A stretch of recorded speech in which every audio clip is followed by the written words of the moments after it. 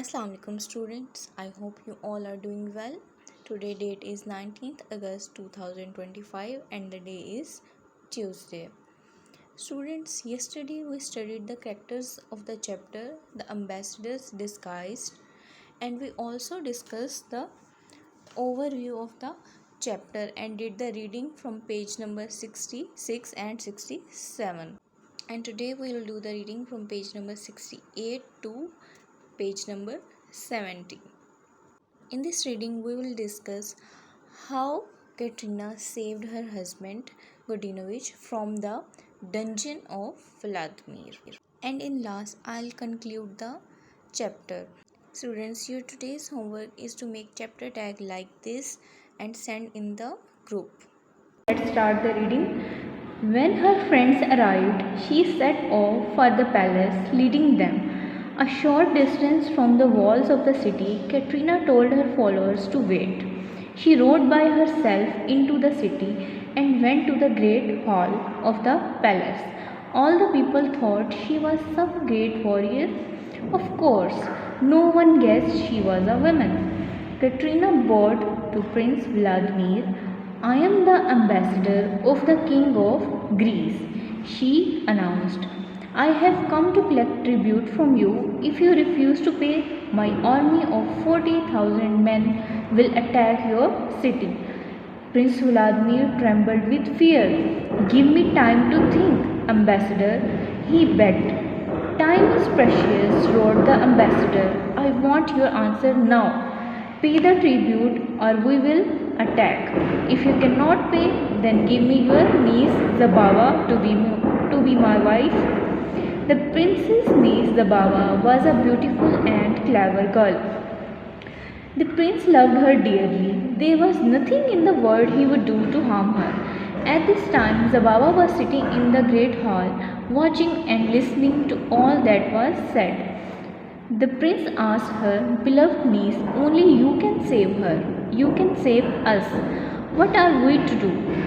Dear uncle, replied Zabava, I obey you in all matters, but I cannot marry a woman. This ambassador is not a man, but a woman. See how the ambassador talks and walks. Look at the ring marks on her delicate fingers.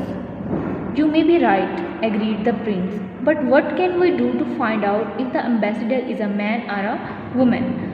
A little later, Prince Vladimir spoke to the ambassador. Dear ambassador, said the prince, my niece is used to people with great skills. I can only allow her to marry you if you can show us you are skillful. Come show us if you can play the harp. A harp was brought and Katrina began to play it and sing. The nobles were enchanted with the music, but no one could tell whether the ambassador was a man or a woman. Then the prince asked the ambassador to play a game of chess. The prince was the best player in the land. He believed if the ambassador was a woman, she would lose.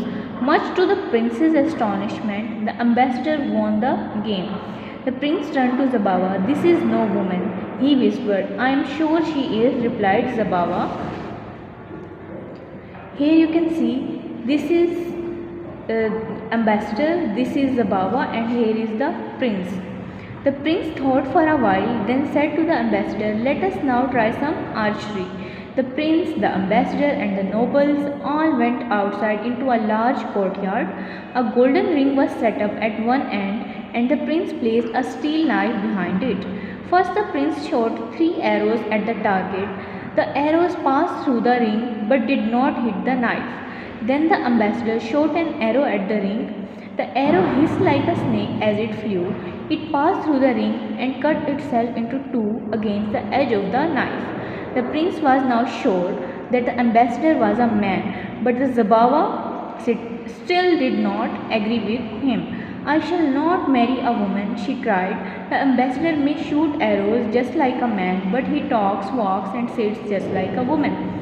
The prince became angry. You are being silly, he said. I order you to marry the ambassador. Go prepare for your wedding. Zabava ran off in tears. The prince told the ambassador that this bride would soon be ready. But Katrina decided to put an end to this game. She She said to the prince, "Before the wedding, let us fight each other. Let us see who is stronger." Trembling at this suggestion, the prince said, "Ambassador, there is no one here with who is your match." "Oh dear," replied Katrina.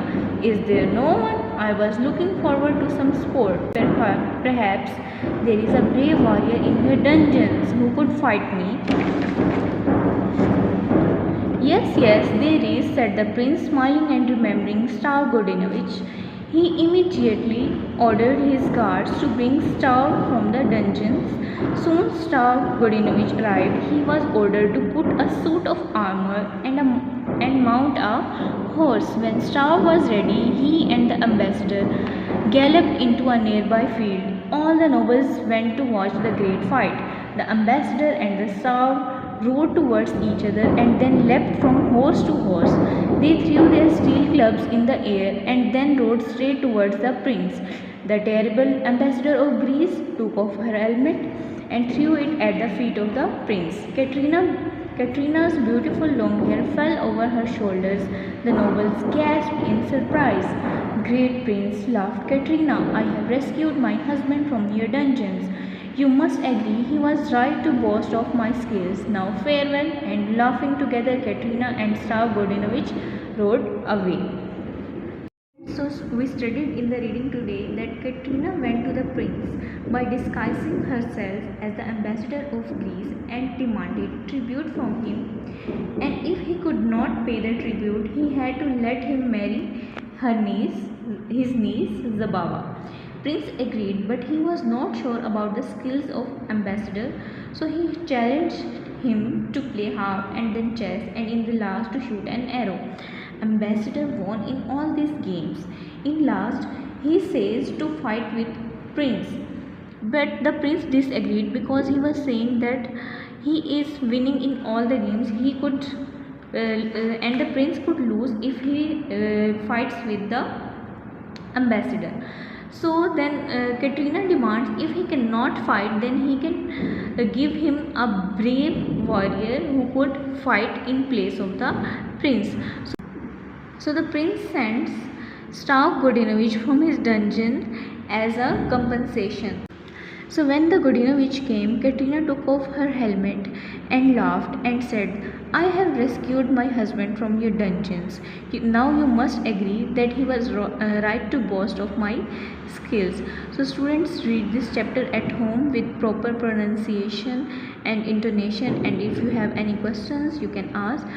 And your homework is, if you don't understand the meaning of any word, you can ask me, or if you can consult the dictionary to find the meaning of difficult words from these readings. Till then, thank you. Allah Hafiz.